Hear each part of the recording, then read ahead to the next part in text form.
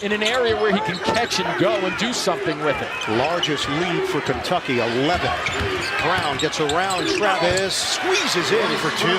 Talk about how he's improved going to his left hand now, and all of a sudden Brown driving through. Track desperately when he gets an open look. But Hero's a very good defensive player. Brown lets it fly. Bottom, a three. There you go, Ian. He's got to find his open shot. Crossover, Higgins, the strip. The save, no. 2-on-1. Harper steps in front. He had Brown on the wing. He fires and hits a three. For just then. So defensively, now watch this 2-on-1 develop right here. Can I go in for a layup? Sure you could, but what do? They bounce it back. Bang. Jay Washington is going to get a touch to go to their strength.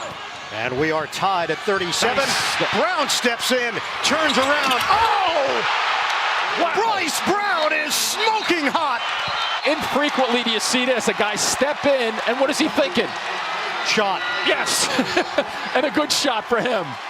Wow, was that ever fast though, Ian? The pirouette. Wow. Or in perimeter standpoint. McLemore, hands to Brown, not enough airspace to operate initially. Jumper, buries it. It's a three.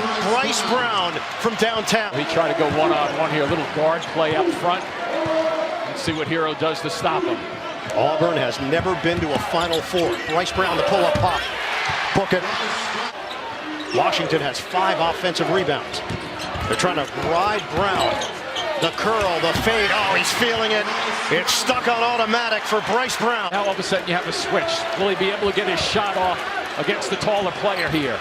Trying to get around Travis. Step back, Jack. Bryce Brown.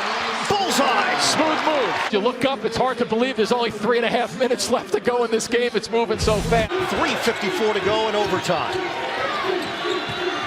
Hero one-on-one with Dowdy. Taken away by Brown. Brown drives in.